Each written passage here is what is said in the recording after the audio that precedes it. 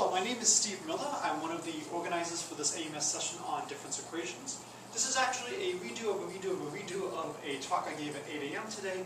We've been having some technical failures and it hasn't recorded. I will try to remember what the questions were from the audience and I will try to answer them at least as well as I did back then. I'm going to talk about virus dynamics on star graphs. And so it's very important for this talk that the graphs are star graphs.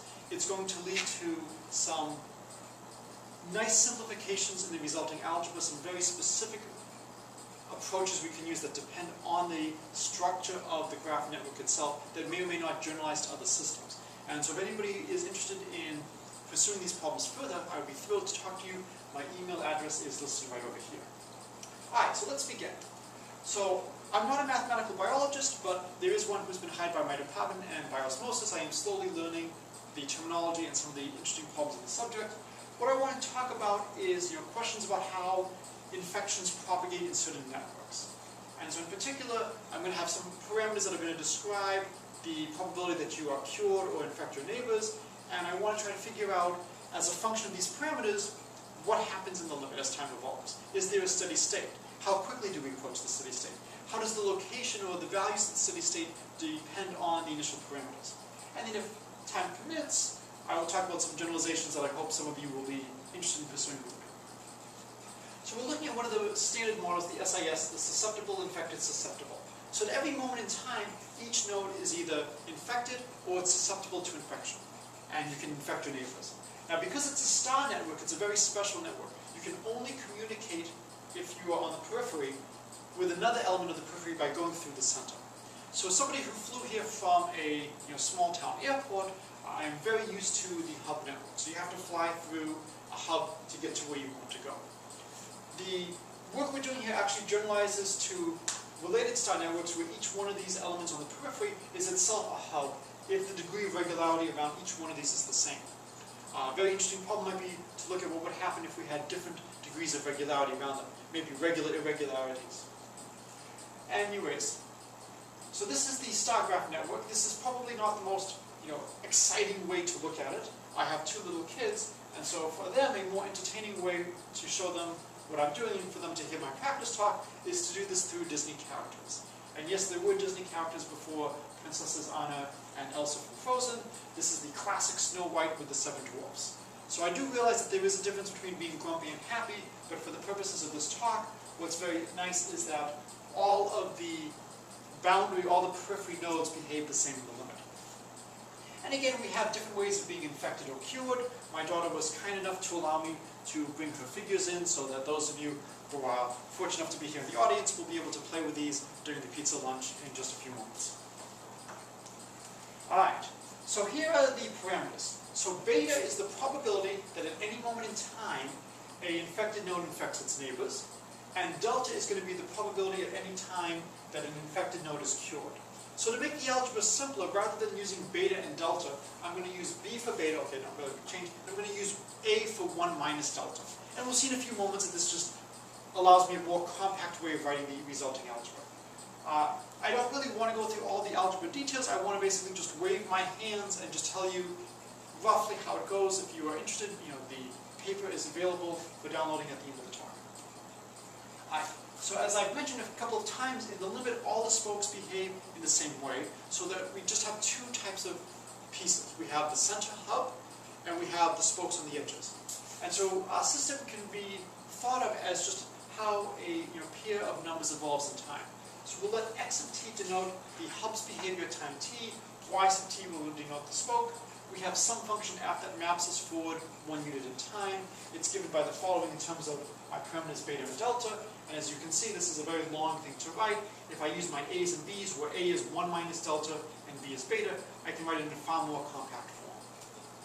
Alright, so let me talk a little bit about some simulations and some of the results we observed, and then go from that to how we improve things. So below is the dynamics for n equals 2, a equals 0.4, b equals 0.7. We're going to divide the initial space into a grid, and so these value over here would represent an x value of about 0.8 and a y value of about 0.8. My mathematical skills have been getting better over the years. What we should really do is we should color the points differently based on the region they live in. And I'll talk a little bit more about the regions in a few moments. To try to make it easier to see where things are, I'm always going to leave 4 points on the plot. The bottom corner over here is 0, 0, and then the other 3 vertices. In these dynamical systems, 0, 0 is always a trivial fixed point, which makes sense. If you start off with nobody infected, then as time evolves, there will never be any infections. And so let's see how the system evolves in time. So as I keep going forward, you see things getting compressed, and you see things moving very quickly to what looks like a steady state. So again, after 23 steps, almost everything is here. These points are not really here. This is to just give you a picture of the initial system, and we still do have the trivial fixed point. That is still here. And so again, you're just going backwards in time. This is how I started, and just getting a sense. Now, what may be happening is these points here might actually be flipping down into here, and that's where it would be much better if we color-coded this to see what was happening. But so we want to try to figure out, when do we have a steady state? When do we have convergence to the steady state? How quickly does this behavior settle in? And so the theorem is as follows. So, as I've mentioned many times, all the spokes behave the same. There's a certain critical threshold, 1 minus a, or delta, divided by square root of n. And if beta or b is less than that, then the virus eventually dies out. If b or beta is greater than that, then all points except 0, 0 converge to a unique non-trivial fixed point, which we can somewhat compute in terms of the parameters. And again, we have to be careful, because no matter what a and b are, if nobody starts off infected, then there will be no infection as time passes. Alright, so let me talk a little bit about how we prove this. So the idea is to use what we'll call partial fixed points. So of course the goal is to find the fixed point, to find the point x, y, such that when we apply f, we get back where we started. This is very difficult. It's much easier to look for partial fixed points. So I'm looking for points either x and y, such that when I apply f, the x coordinate is unchanged, or the y coordinate is unchanged.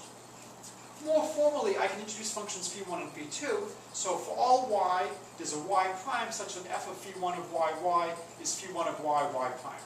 So you give me a value of y, and I find an x coordinate which is not changed when I apply f.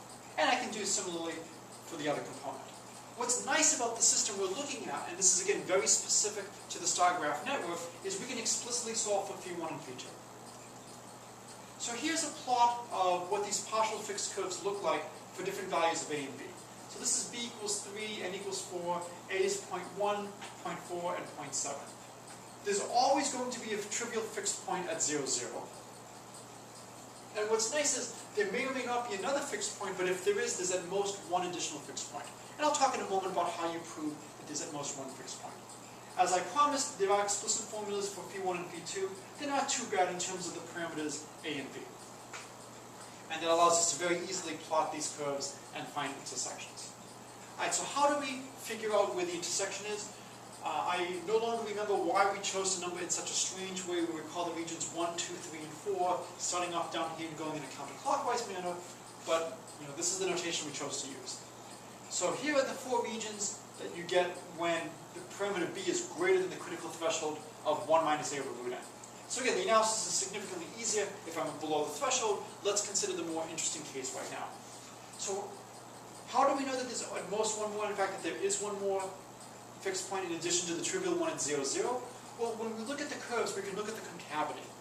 And so we can take the explicit formula for the functions that we have here and expand and see what's going on near the origin. So we know the 2 functions are both have partial fixed points here because 0, 0 is a trivial fixed point. Near the origin, this one can be shown to be above this one, and because of the concavity, it's going to hit the boundary over here somewhere into here. This curve is going to hit the boundary over here, somewhere up here. They're going to hit in at most one point. And once they hit, they can't hit again because this is going faster than this one. So again, it's very simple algebra looking at the explicit formulas we have for the partial fixed point functions. Alright, so let's do the proofs in the special case when b is at most 1 minus a over the square root of n. So the iterates of any point under f converge to the trivial fixed point. So the proof of this is using the mean value theorem. I remember as an undergraduate, being torn between math and physics, one of the things that pushed me towards mathematics was a wonderful course I took by Peter Jones on mathematical analysis.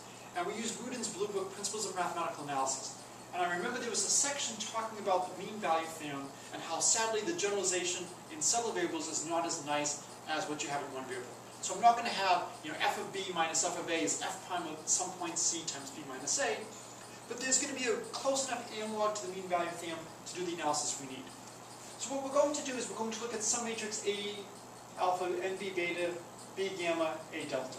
So the A, N, and B are the A and B from the problem we're looking at. Alpha, beta, gamma, delta is probably bad notation, but this is just seeing who's awake and paying attention. I just need these to be some numbers in 0, 1. And it's important that I take a closed interval so that I know from general analysis that there will be a maximum and a minimum of the resulting system. A, V, and a fixed, I'm going to vary alpha and beta. And what's nice is if you look at all matrices like this, it's a very simple calculation that you can do, or if you're an RU advisor, even better, your students can do, is to use the quadratic formula and write down what the two roots are explicitly. And when you do this, you find that the two eigenvalues of this matrix are less than 1 in absolute value. And this is going to lead to getting a contraction map later on. Alright, so let's do the algebra, or at least some of the algebra, because you don't really want to see all the details. So 0, 0 is the unique fixed point.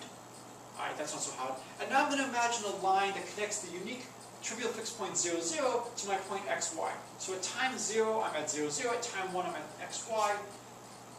And, oops, wrong direction. And so my map, f of t, is going to just be a nice function of one variable. Now, it's just a function of one variable t, and it's going to tell me where I am. And I can calculate the derivative using the chain rule, which my calc3 students love, and I get the following wonderful form. And if you look, here's my A times my alpha. Here's my NB times my beta, my B times my gamma, my A times my delta. And the important thing to note is this number here is going to be strictly contained in the interval 0, 1. Basically on the values of B, T, Y, these are all in 0, 1. 1 minus this is still going to be in 0, 1. Raising it to the nth power is still going to be in 0, 1. So no matter what values I take for T, X, and Y, I'm going to still get back a matrix of that general form. And this is extremely important because I don't know initially what the values of X and Y are. I want to be able to do it for all of them. I don't know what time I take. And that's why it was very important when we were looking at those matrices that I had general values alpha, beta, gamma, delta. And again, very important, x, y, alpha, beta, gamma, delta are all in the closed interval 0, 1. So by compactness, I will have a maximum and minimum, and I can calculate what is the largest eigenvalue. And then now the condition that b is less than or equal to 1 minus a over the square root of n will lead to the fact that the eigenvalues of the matrix are strictly less than 1 in absolute value. Well, I'd love to use the mean value theorem and say that there is some time such that I'll have an equality when I look at how I've evolved, but I can't do that because it's a two-dimensional mean value theorem problem. Well, what's nice is I can regard it as two one-dimensional, and for each one of these I get a t that works. It's not necessarily going to be the same t above and below, but that doesn't matter. I will still have a matrix of the same general form. And so I apply the mean value theorem twice, and I find times t1 and t2 such that the following is true. And now, as I told you, it lives in a compact set. The largest eigenvalue is going to be strictly bounded below from 1. And so I have a contraction map. And so since I have a contraction map, no matter what value of x, y I take, when I iterate it, I'm closer to the trivial point than when I started. So if I just keep iterating, I will converge. In fact, I'll have exponential convergence. So it's very nice.